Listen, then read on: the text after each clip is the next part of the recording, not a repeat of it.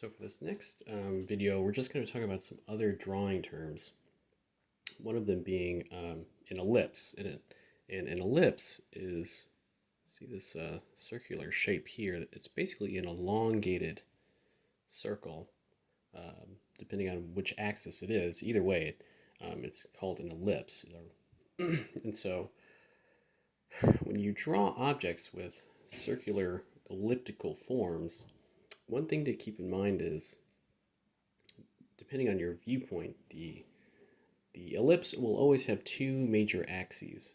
The major axes, which will essentially never change, is this width here.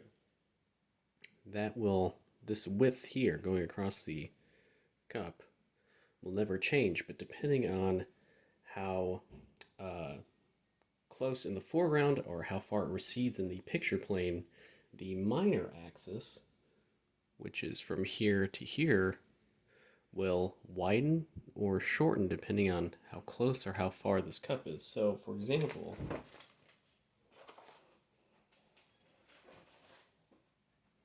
if this cup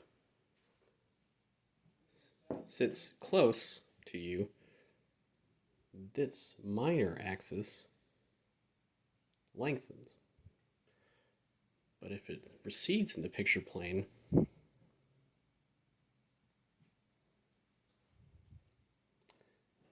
it shortens. You see that? So as it slowly moves, you start to see how that minor axis actually begins to widen. See that?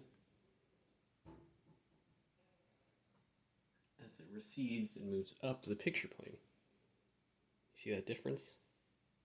So that's just a short discussion on the minor and major axes of elliptical forms, rounded forms, as it recedes or emerges into the foreground or background, or moves up and down your picture plane.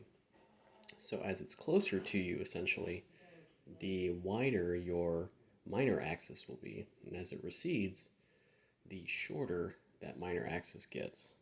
And yes, the major axis will widen a bit as well, but really the focus is mostly on that minor axis, how that changes, how elliptical objects, where they're placed in the picture plane.